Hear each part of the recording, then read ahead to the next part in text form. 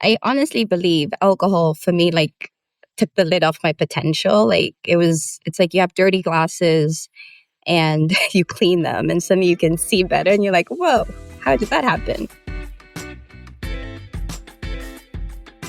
Hey, y'all, what's going on? Welcome back to the Stacking Days podcast, where we highlight underrepresented journeys of sobriety, growth, well-being.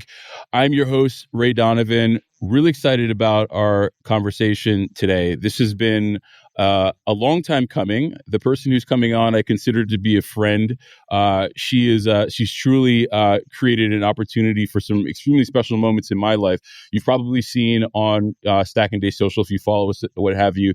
I oftentimes post images and videos and reels and what have you from my recent trip in last November to Kenya. Nyina, who is joining us, is actually the one who put the entire thing together. So we met a little bit over a year ago, traveled to Africa together. It was a beautifully well executed sober travel experience, and I think that one of the reasons why it was so beautiful is that Kenya is actually her native homeland. So she's a very busy woman, so I'm glad that she's here. So without further ado, welcome to the show. Hey, Ray. Good to be here. Long overdue.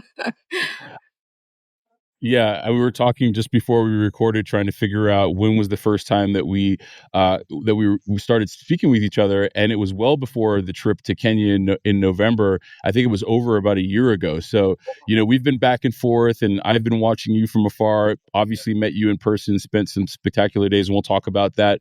But before we get into any of that, let's start kind of at the nexus of what this show is all about. Let's go back to the beginning of your relationship with alcohol. What did it look like? What was your why? And then we'll kind of just move on chronologically from there. So my relationship with alcohol started, I think I had my first drink when I was around 14. But before that, it had been exposure from like seeing my parents drink, going out with their friends. It was just like the norm. I remember every Christmas, my dad would get this super huge box of 12 bottles of fine red wine. It was the biggest present under the tree. So I know growing up, I associated that with like a reward, and it was a big reward, and I couldn't wait to be an adult. But I think my first drink was probably around 14. Because everyone was drinking, but it was never to get drunk. I think my mother scared the bejesus out of me that if you got drunk, boys would take advantage of you. So it's more just you did it. Maybe a guy bought you a drink and it meant he liked you, so you drank it. And then I think later in college, it was more to like fit in. It was like a rite of passage, and I was in Montreal. So the drinking age there is 19, Kenya's 18. So, it's like you drank maybe to make awkward situations less awkward or to kiss a boy and forget about it, and then I only drank when I went out. It was just you only drank when you went out because that's what you did. Later on, I think it was more like to celebrate an event, like if I'd graduated, and then I think it was more something to do in the evening, like as an adult, that's what you did. If you went out with friends, you're getting together. It was a social thing to do. So I think I was really a social drinker. And I didn't think much of it because at the time it was only you got together, you drank, everybody's drinking. You didn't keep tabs on how much you're drinking. And then I think probably late 20s, early 30s is when I started to drink a lot more, especially when I had moved back to the US. I had just broken up with my boyfriend. I started a new job. I was lonely. And I realized I started to drink more to silence this inner restlessness that I had. And it soothed me and it made me feel better. But I don't think I associated the two together. I think it was just like it was in the evening, I was cooking. It was my go-to to get a glass of wine. And it quieted this restlessness that I had, because I think around the same time I was just constantly trying to find like my purpose in life and, what was I doing with my life and where was it going? I had a job, yes. I'd bought my first house then. But there's still this inner unrest that I couldn't really explain. So on my off days, on my work days, I was fine because, you're busy. But on my off days, that's when it would really, really kind of get loud. And I noticed I was drinking more. And I can't say how much I drank, but I know like Monday mornings when you're taking your garbage out and you hear the bottles clinking and you're like taking the garbage out and that's literally all that's in the garbage. Those are the moments that would start to kind of like... You're trying to keep it. Huh? I was going to say you're trying to keep the garbage bag as still as possible as you make your way to the garbage. And that's kind of when I started to notice that, okay, this is a bit much. But the time that it really occurred to me that I think I was drinking more is when my episodes of having to check in with my friend after night out of what I did, what I said, feeling like I'd wasted another day, struggling with that conflict of, I had such a good time, but then next weekend or the next couple of days are wasted, or I had such a good time and yet I feel like shit. That's when it started to make things worse for me, and I think I went back and forth over years of always cutting back and stopping, cutting back and starting, cutting back and starting. But the last straw was a New Year's, January 2022, the 1st. I woke up at 7 p.m. on the couch and my sister was there and she had woken me up and she was like asking me if I wanted dinner. And I remember having so many emotions because I don't think I was sleeping. I think I blacked out the whole day.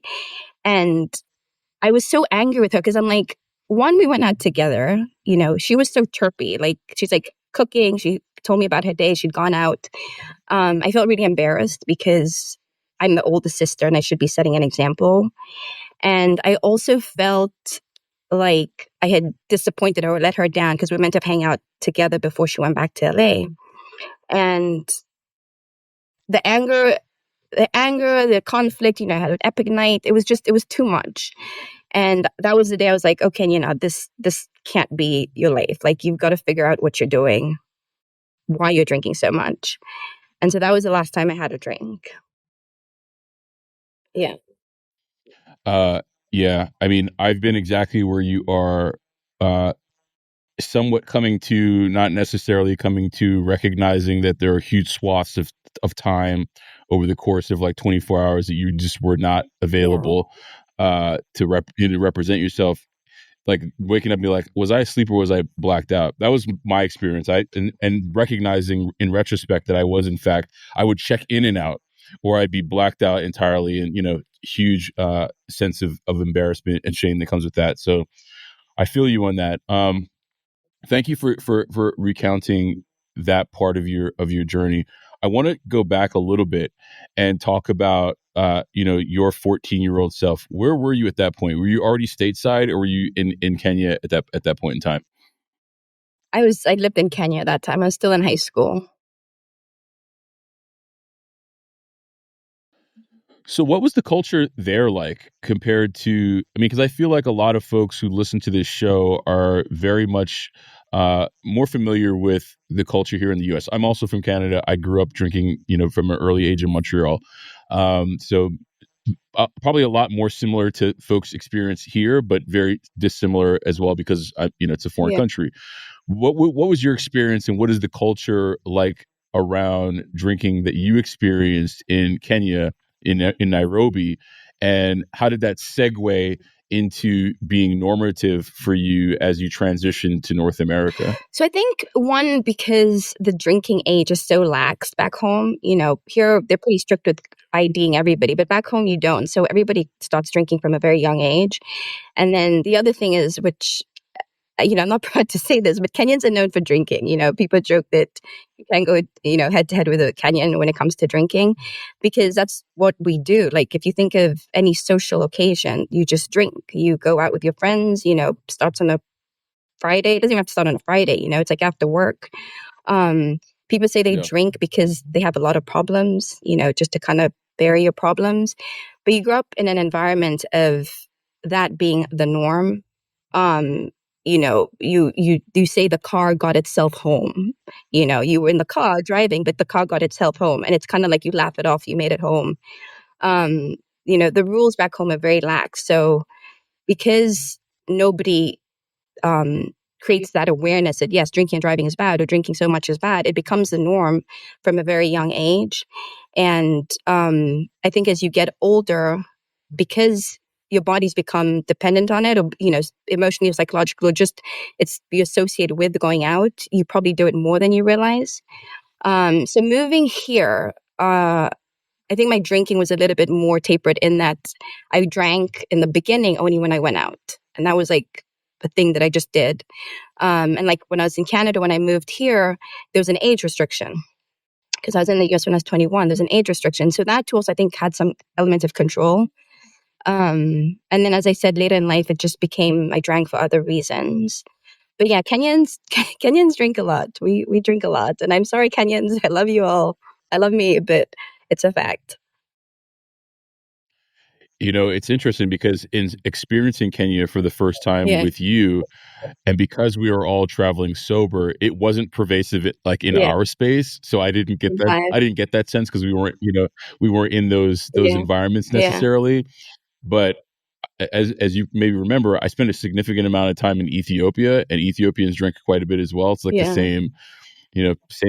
same culture, and it's everywhere. So I can understand that, and I can also understand how that is almost so normal that at 14 probably all of your friends are doing the same thing. It's not like you were a sore thumb sticking out doing it on Yeah. your own. It was kind of just more so just what think y'all did when I you were think you lack socializing a with lot each other. of other social activities you can do. Like there's times also with my friends and be like, what else can we do? Like on a Friday, what else can you do? And so if you think of the average individual doing things like going to the movies or going to, an ice skating rink, it's expensive, so it's not for everybody. So if we really think of what other social activities there are available to, a young adult, it always defaults to drink. Yeah, it's unfortunate. I mean, side note, I mean, anyone who's ever been on the roads in Nairobi, I can't imagine driving under the influence on those roads. It's a crazy world out there. It's a But it's what a are you gonna say? perfected art. Fair enough. Fair enough. So let's fast forward then back to January 1st in 2022. You come to this realization, I need to take a closer look. I'm going to, this is the last draw here. This is not how I want to live my life. What did early sobriety look like for you? Did you subscribe to any specific programs? Did you kind of put your own program together? I know that you're a medical professional yourself, so I'd be curious what your perspective was looking at it through your trained eye versus the experience that you've had. What did those early days look like for you, and how did you start to stack some days? So, Ray, I just finally figured what stacking days means. Stack some days. I like that.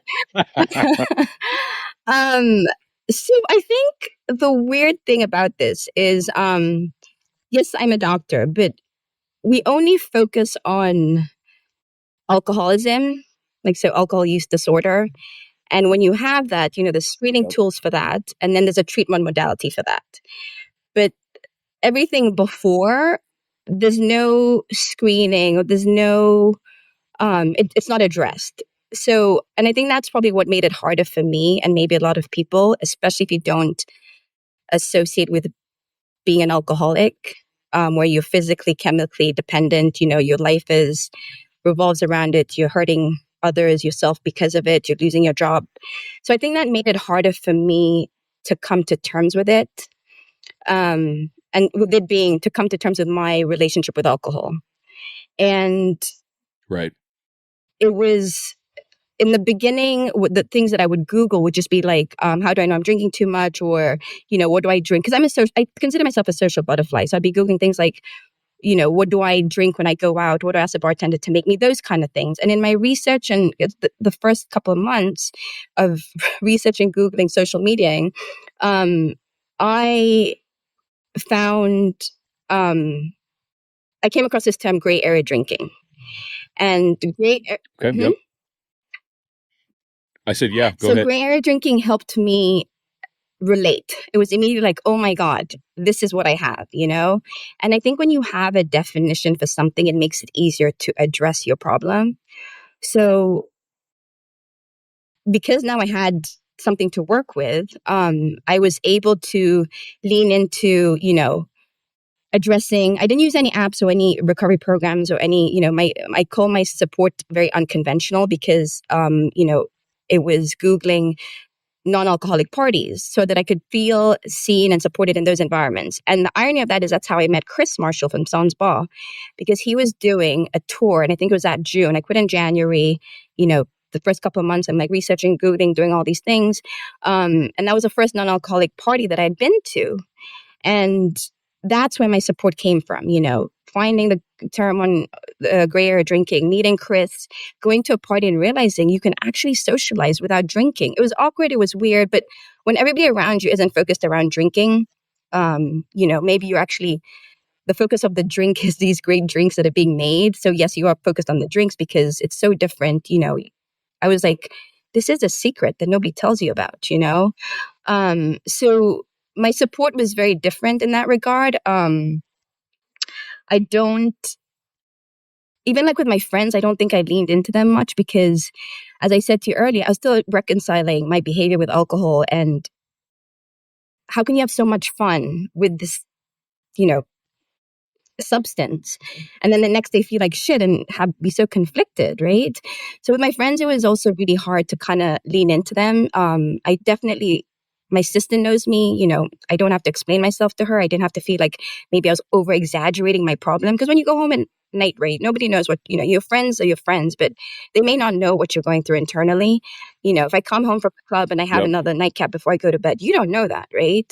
So sometimes I felt like I was over exaggerating my problem, especially, you know, the more I went out with them and I was like, oh no, I'm not drinking. It was my sister who I really leaned into. And yeah, I think that was kind of my unconventional support. I mean, I get it. I mean, I too did not, you know, subscribe to a very formal program. I just hodgepodged a bunch of things together that worked for me and got me to a point where I started just to gain more clarity, and then I could be a little bit more intentional about, you know, where I was moving directionally. So I hear you on that. I'm curious. So you clearly, and we'll talk more about this. You know, you clearly uh, started moving into the social sphere and understanding your relationship to others, right? And alcohol. How did you start turning it inwards and again diagnosing your own relationship and what ultimately you were looking at? That you were looking at to unpack for yourself as you started, you know, to identify how this showed up in your life. And I guess what I'm getting at in short is, what was some of the internal work that you did to kind of reconcile that relationship that you had? So in the beginning, it was easy because I had that feeling of nausea and just I it was the first 3 weeks were kind of, I smelled alcohol. It was just, you know, I couldn't stomach it. I couldn't, um, you know, the thought of going out was just really hard that first, you know, January. So in the beginning it was easier, but I knew that there's going to come a time when I'd want to go out. And so Hmm. I started, you know, as I told you, I started doing, you know, looking for substitutes that I knew that I could drink when I went out. But I knew that I still had to address this inner unrest that I had. So if I ever felt that I needed a Right. drink, I would force myself to kind of really pay attention, like becoming self-aware with what was the issue, right? Because as I told you, you know, it was a period of time where I just was going back and forth with trying to find like my purpose in life, my happiness. I was, you know, doing a lot of reading. I was self-help books. I even went for like a Tony Robbins concert, just trying to find that unrest. And when I stopped, but I was always still drinking, right? So even if I was reaching for it or reading, you know, if I still had my glass of wine while I'm reading these books, I don't think it was really, it was like a barrier, right? And so without the alcohol, I really had to force myself to sit with it and be like, what is the issue, right? Like, what is that unrest? And I think um, emotionally and mentally, when I would have those moments, I would either write or journal. But it's also a time when I discovered this book called What Color is Your Parachute? Which kind of leads into your ikigai. And your ikigai, is kind of like figure out your strengths, your passions, what the world needs. And so I think in doing that homework, it's where it all kind of came together. Because it's in doing that homework, trying to understand what my inner unrest is, trying to find my purpose. I'm discovering these drinks at the same time. I'm feeling happier. I'm feeling lighter. I've found my community online. I've found events where we're normalizing not drinking. So I think emotionally, mentally, I'm subconsciously growing and getting stronger from that standpoint. And I remember it was like a eureka moment when I said to myself, oh my God, this is a problem that I want to be a solution, part of the solution for. I'm feeling happy. I want to tell people that I stopped drinking, and suddenly I'm starting to feel a sense of peace. I'm doing this homework, where, with reading a lot. I also read a lot of books by different authors who either talk about sobriety or, their relationship with alcohol, people who have had gray area drinking. So I think I think my scientific brain just needs the knowledge to make sense of everything. And so in doing that, I discovered my purpose in that I'm like, I want to help people who are in my situation. It's also a time when I went back to therapy. And I think we kind of talked about this on social the other day. I had to redo therapy in my new mindset because I think I was ready to receive whatever, inner restlessness that I had. I was ready to address the reasons that I kept drinking. I know it was a lot of stress that time, with my mom and, you need a family, you need to get married, you need children. Like it was so much just being thrown at me that I would always, I think, just drink. But now when I think of it and those things really nag me, I'll sit on it, I'll go for a run, and then address the issue. I don't know if that kind of answers. No, I know it answers it, and I think that, like, on the one hand, you became. It sounds like you've always been a learner, right?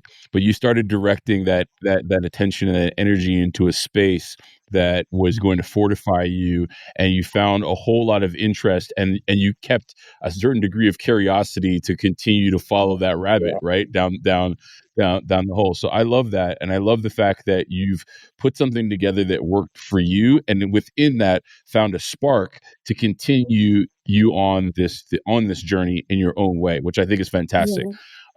So thank you for that.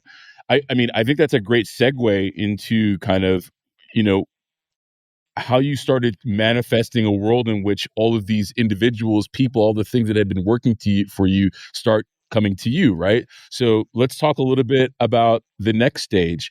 You find this space of socializing alcohol free, right? And you take a entrepreneurial step into that space, which is interesting to me because you're a medical professional by trade. I don't know if you've had exposure to entrepreneurialism up until that point, but it seems as though that sobriety ignited something within you that either was dormant or maybe you didn't know existed. So I talk a little bit about NoLiQ and the birth of that concept and what that looks like. Yeah, and I think you said that right. The sobriety ignited it. I honestly believe alcohol for me took the lid off my potential. It's like you have dirty glasses and you clean them and suddenly you can see better and you're like, whoa, how did that happen? Yeah. I think the other thing about, sobriety opening me up is the best example I can give. And I know when I was still drinking, this would be my scenario where it's a Friday evening and my friends call me up, and they're like, oh, let's go out.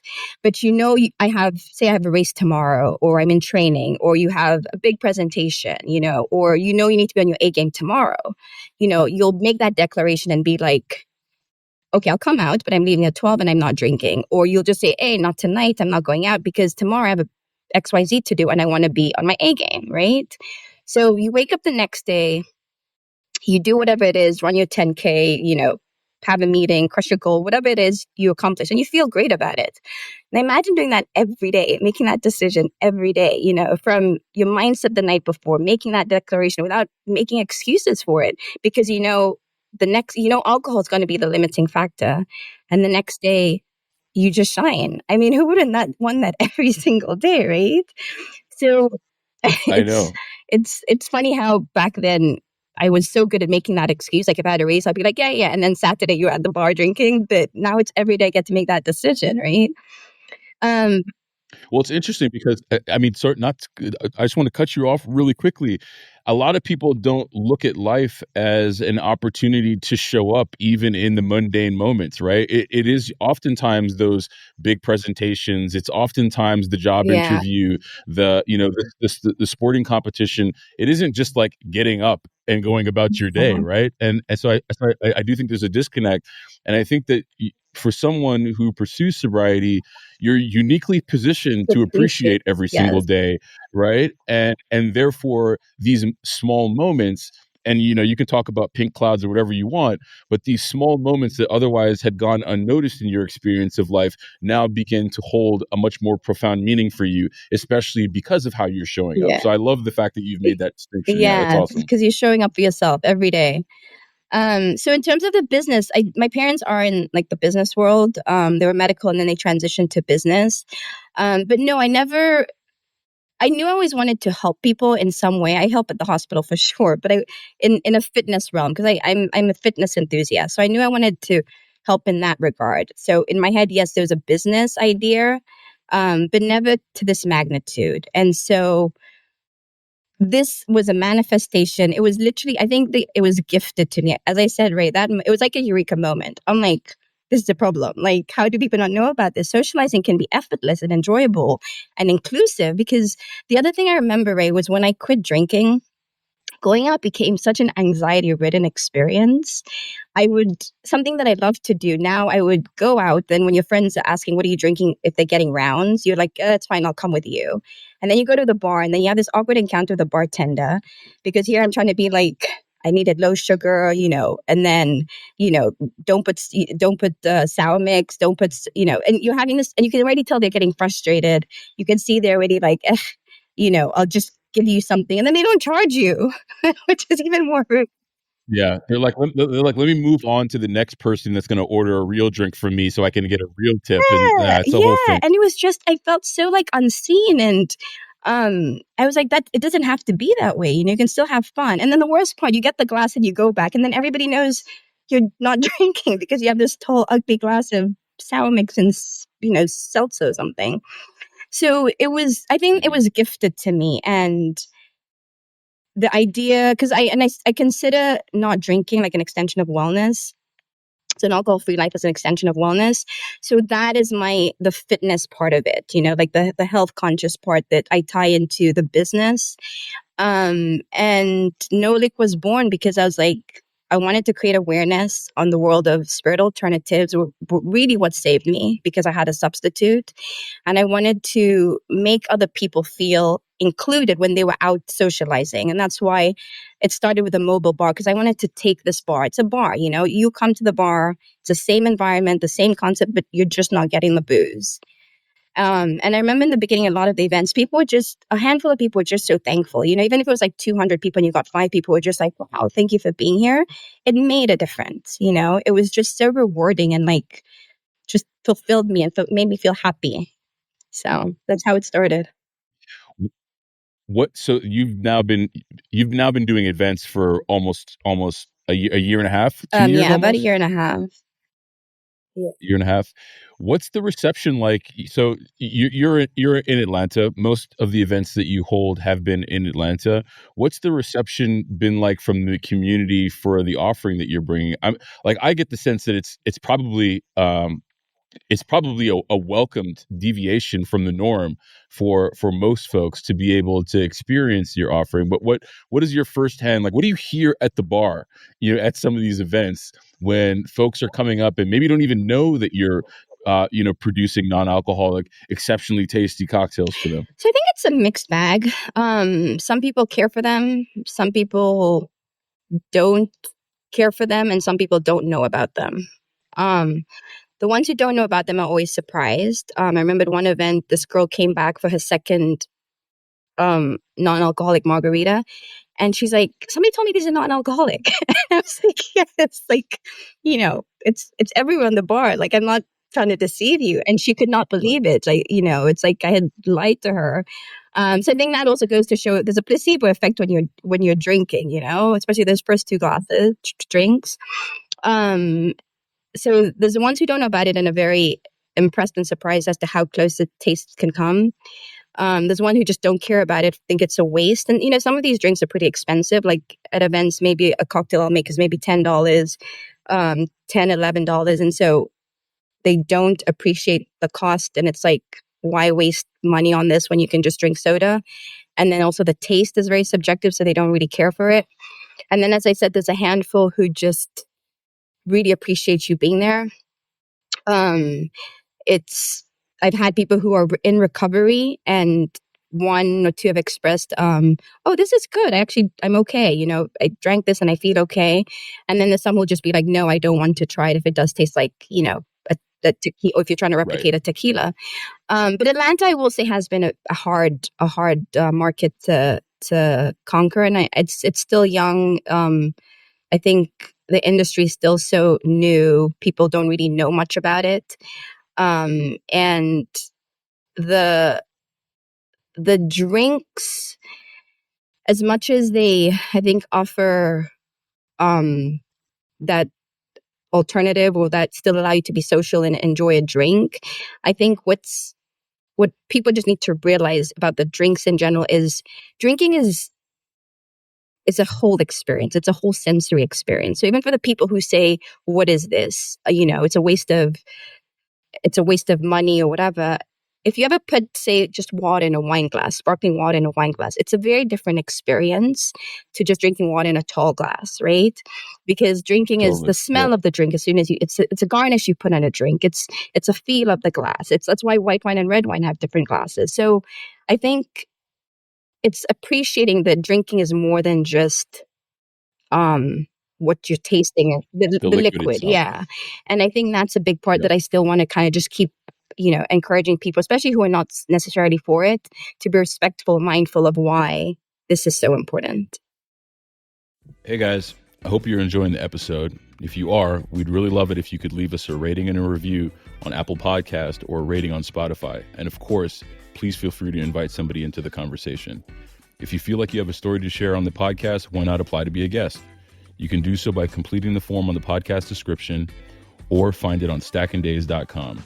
That's stackanddays.com. But for now, let's jump back into the conversation. I mean, if you think about it, that would be the same for alcoholic beverages, right? It's more than just the liquid. It's all of what the liquid, for lack of a better term, like unlocks for you or tempers down, right? It's the experience that you get from drinking the liquid, not necessarily just the liquid itself. Like the liquid itself isn't inherently bad, right? It's what you use it for. So like I think the alternative to that, when I hear about like folks talking and saying, well, why, it's a waste of money for me to whether you have a problem with alcohol or not, to say that it's a waste of money. My thing is, well, how much are you willing to spend on your own health and well-being, right? Like that's the rebuttal to me. And it's like, hey, look, if you have a problem with alcohol and you're in sobriety and you're recovering, then obviously this means something very different to you than someone who continues to drink alcohol and drinks. But even for someone who drinks their alcoholic drinks, you'd think that they'd be willing to spend money and invest in their own well-being, which is counterintuitive if they're going to drink alcohol that's their Yeah. So, and I think that's to that point about your health. I wish we focused on things like creating awareness early on before you've even been socialized into alcohol. In medicine, we have this thing called like primary prevention, and it's like preventing disease before it happens, as opposed to secondary. It's like, you have the disease and now you're just preventing it getting worse or managing it. So I wish alcohol had that, instead of waiting until you're at the extreme and now creating a treatment plan, or you have, options like recovery or therapy or medications. If the focus was even just like when I went out, if you asked me how many drinks I'd had, I probably couldn't tell you. But if you told me, moderation for women really is like 2 drinks, you've passed your limit. It would be very hard to believe and like rationalize as to why I'm still out drinking. So Yeah. I think there's a lot of education that can happen in the front, before you get to that point where, you're compromising your health. Yeah, I mean, I think anyone who has gone to a place where their relationship with alcohol has been, net extremely negative for them, were probably on had an earlier stage to the spectrum that they were on, right? Because we all know this thing is it negatively progresses the longer that you do it. And I agree with you. I think we also see glimmers culturally where people are starting to regard alcohol differently, particularly like younger generations. And so whether or not that's because of, the economy and what their disposable income situation looks like relative to how much drinks cost, or if in fact they are also viewing not drinking as a wellness choice, which is what you alluded to earlier. I think that conversation is now being had much more than it was, for example, when you and I were in our teenage years looking at this for the first time, because it can be detrimental even in small amounts, particularly when you're young. So I do think that we're starting to see that culturally, but I don't see a concerted institutional effort to talk about this in a way where it's speaking to folks who are earlier on in their relationship, in their journey, they're dabbling, or younger folks. And I think we should see more of that. I was chatting with someone on a recent episode, and I'm here in Yeah. Colorado, and there's a high school out here called 5280, which focuses specifically on recovery and sobriety for teenage kids, so like high school age, who have substance use disorders. So it's built into their curriculum, right, to talk about what the implications of that are. But Yeah. exactly, right. Um, but you look at someone who's 30, late 20s, 30, 40 years old, that has a 10, 15, maybe 20-year relationship with the substance. They've kind of missed that early Yeah. education boat. And I don't know, like, I look at like my kids, they're not quite there yet, but my son is 6, and I think sometimes, like, when do I start talking to him about the reality of this substance? Obviously, at the end of the day, he's going to be empowered to make his own Mhm. decisions for his own life at a certain Mhm. point. But I think equipping him, and that's part of why I do this podcast, because I want him to be like, hey, look, go listen to these people. You don't got to take my word for it. Listen to what these people have to say about it. Then you can ultimately, hopefully, make your own educated decision when you feel like you're in a position to be able to do so. But I agree with you. But I do also agree with you that this is a broader conversation about wellness and about health, because there are so many through lines, whether it's the mental health aspect, whether it's your physical health, whether we're having a socioeconomic conversation. You got people who are drinking 40s, and then you got folks who are indulging in bottles of fine wine. It really runs the gamut and the spectrum. And I feel like in our communities, particularly like folks of color, like, we got to be talking about this, because I feel like it really, really fucks with us, in a way where, like, you can just completely disappear, and we can't afford for our people to be Yeah. disappearing. That's, So that was a no, little that's rant, but I That's very appreciate you. true. And I think, as you said, it's just talking about it, like the other day, this business guy was like, his success has been because of alcohol, and, all well and good. But I think it's just talking about it. It's like, maybe not everybody becomes an alcoholic, but I think everybody reaches for alcohol at some point to like soothe something, or to, for a reason, that feeling that alcohol gives us, there's a reason you're reaching for that. So I think if you start talking about it early and recognize that, especially when you start to drink more, that maybe you're drinking more for the wrong reasons, but you've had that conversation, you're aware, you're self-aware, it's not just because everybody does it or because it's the social thing to do. Even like with the big alcoholic beverage companies, they're dabbling now into the non-alc space, and I wonder how they're gonna, kind of reconcile that. Do you Are you going to start creating more awareness and putting more warnings on alcohol because now you can balance it by giving people, other options? It's an interesting space to watch. I think it's a rounding error for them, honestly. Like, I feel as though that they recognize that folks who drink non-alcoholic drinks aren't necessarily just people who are in recovery or sober, right? So for them to be in that space, it perpetuates just more drinking, period.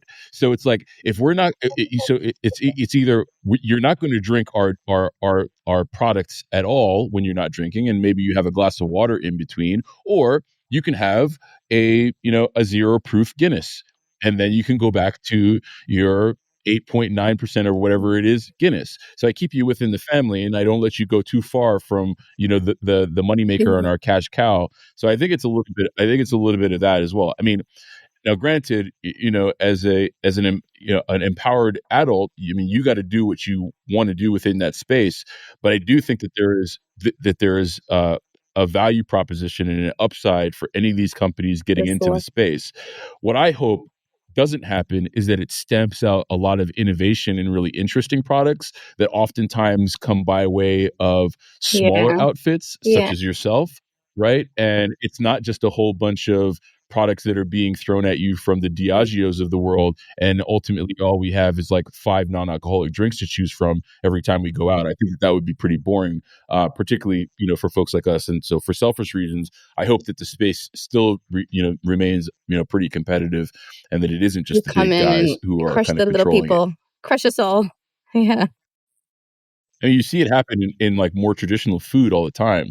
You have better for you brands that want to be organic forward, want to be non-GMO forward, and oftentimes they're either swallowed up and they're acquired by larger CPG, or they're in an environment where they can't be competitive. They don't have the distribution, they don't have the price points, that they can't reach those economies of scale and win that race to the bottom. So anyways, that's a whole nother podcast. But I applaud you for what you're doing, and we didn't even really get into it. So you've obviously had your evolution of your business. Where is it today, and what has been like the newest and latest and greatest of what you're looking to do? So the evolution has been drinks. We have ready to drink canned cocktails, and the story behind that was every time I'd be at the bar at these events, over the bar, people would be like, "Oh, do you have these to go?" And they always expressed because they would be able to still go out, have this, and still wake up the next day feeling fresh to do XYZ. So I'm like, it doesn't have to be that way. So we have 3 flavors, and they were picked based off the most popular drinks we served over the year and a half before. It was a fun year-long process of coming up with trying to get the flavors right.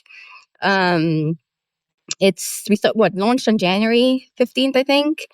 And it's been 3 months of the hardest thing I've ever done in my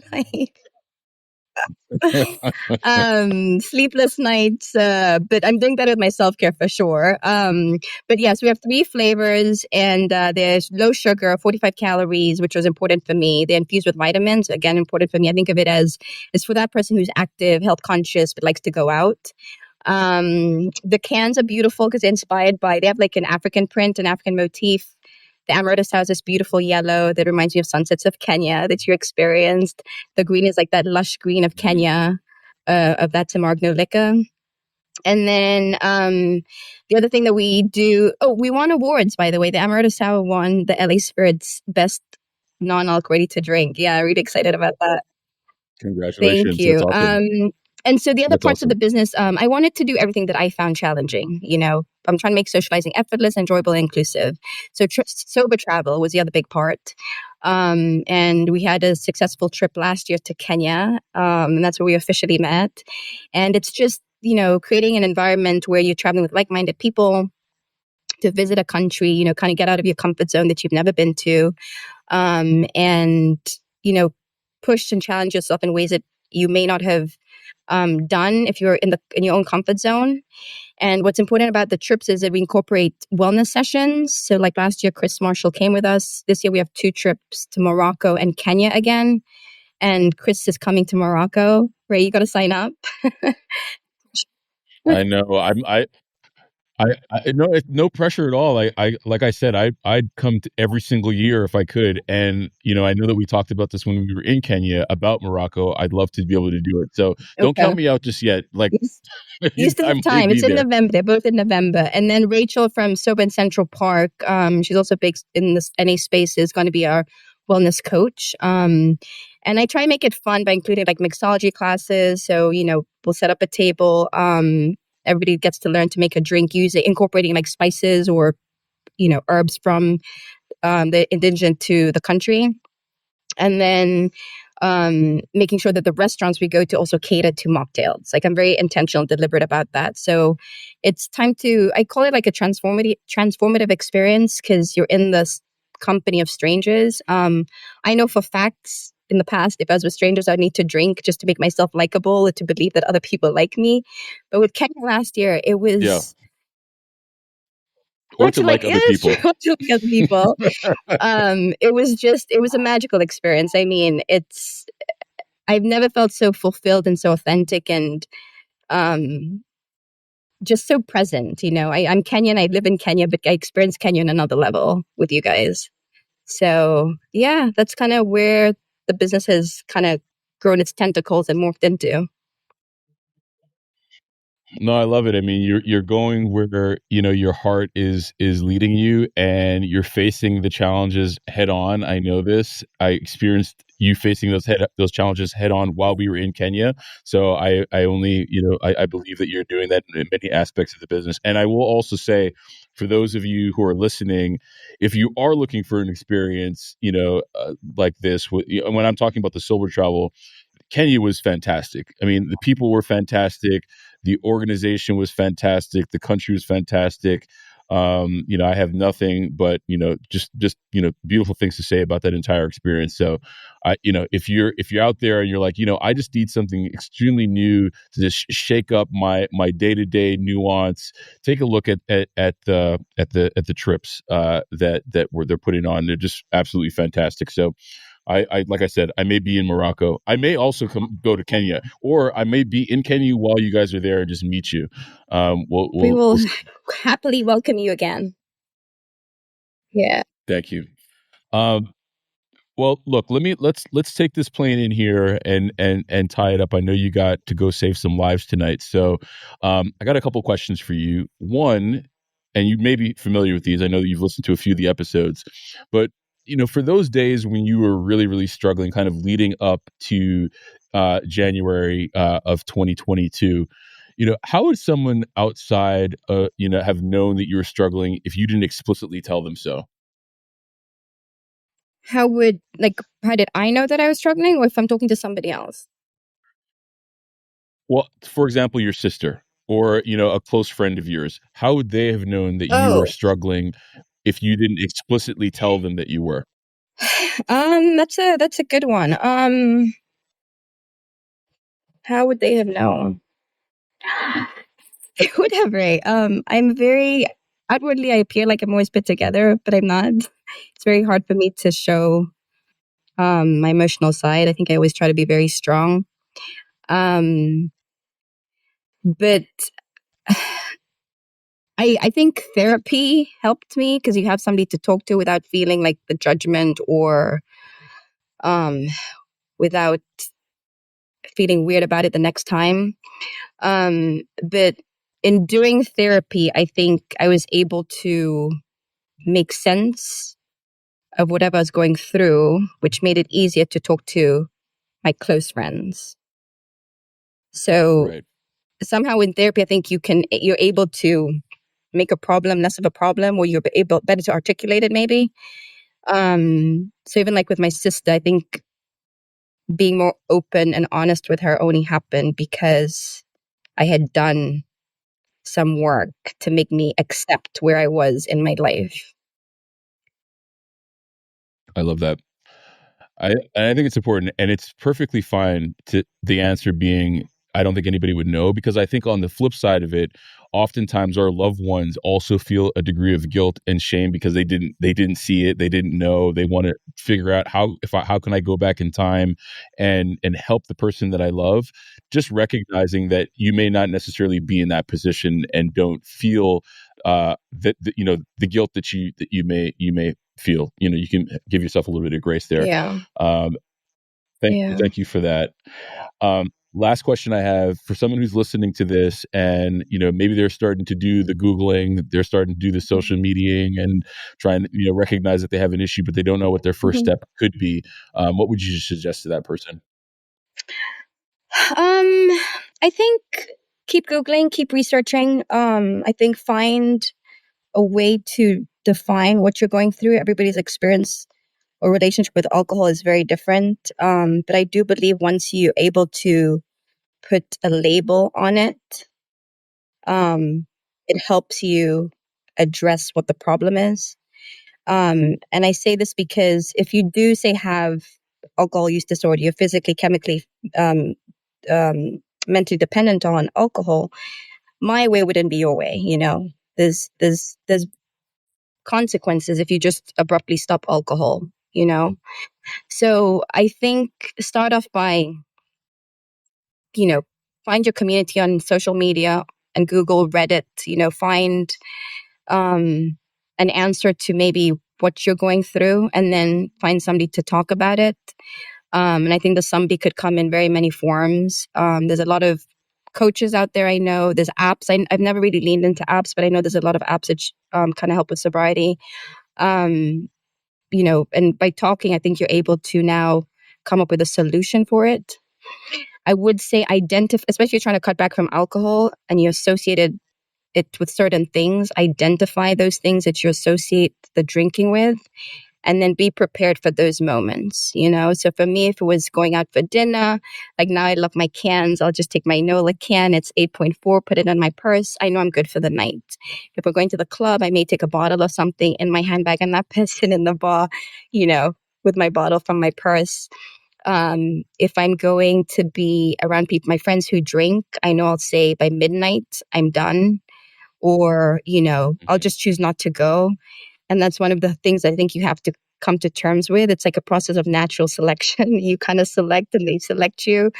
But it's finding the times that you're going to feel most triggered. Or maybe you're not triggered, just at times you associate with drinking. Like if it's in the house on your own, feeling lonely, it's like find something else to silence that noise, whether it's investing in a hobby, whether it's reading, writing, journaling.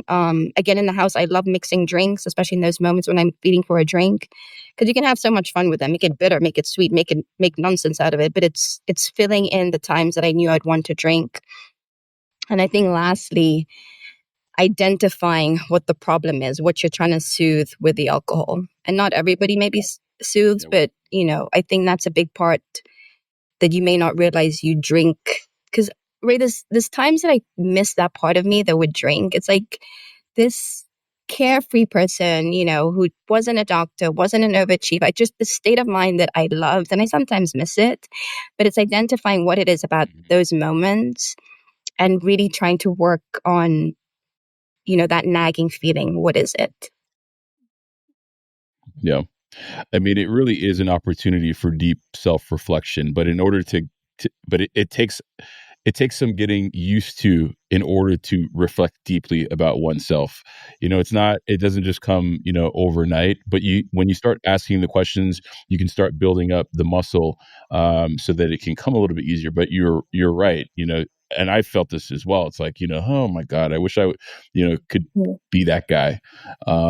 But I realized that guy, even though, maybe 7 out of 10 times it didn't turn into a problem, there were 3 times where it turned into a real problem. And you never really knew how far that real problem was going to go, which in my mind, when you run that opportunity, that cost analysis, it makes a lot of sense to just, leave it alone and figure out to stay away. Yeah. For sure. Yeah. Well, yeah. Well, look, I appreciate you so much. Thank you for finally, agreeing to come on, accepting my invite, and sharing your journey and all the beautiful things that you're doing, today. I just really do appreciate what you do and love watching it and love being a part of, your community. So thank you so for much. having me, Ray, and for your patience. I knew I'd come on someday. I made it. Yeah. Well, look. Hopefully, I'm in Morocco in November, and we can chat it up some more in Yes, person. That'd be pretty sir. cool. Thank you. Awesome. You got it. Well, everyone, thank you guys for joining in on this episode. We'll be back next week with our final episode of the season. So I'll have some thoughts that I'll share with the broader community. But until then, please be well one day at a time. Peace. I appreciate you guys listening to the Stacking Days podcast. I hope this episode added value to your recovery and wellness journey. Before we go our separate ways, let's connect on social. You can find us on TikTok and Instagram at Stacking Days or via the website www.stackingdays.com. By supporting the show, you can play a direct role in amplifying people of color in their pursuit of recovery. The easiest way to do that is to subscribe or hit the follow button. This way, you'll never miss an episode, all while playing an active part in creating the ecosystem where diverse voices and healing matter. This show is for the purpose of education and connection and is not a replacement for therapy or recovery care. For more information on the resources and support available, take a look at SAMHSA and some other resources shared in the description. Until we meet again, be well, one day at a time.